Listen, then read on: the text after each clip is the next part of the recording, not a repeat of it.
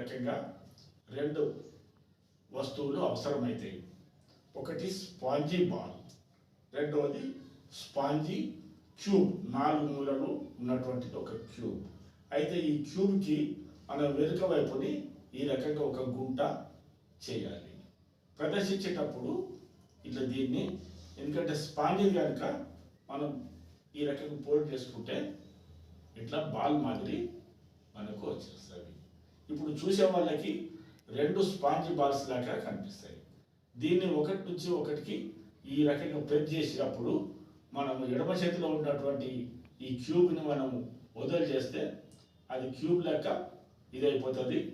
ఆ spongy ball ఇక్కడ దాక్కొని పోతుంది. 2 బాల్స్ కలిసి క్యూబ్గా మారిపోయినటువంటి ఒక భ్రమ మనకు కలుగుతుంది.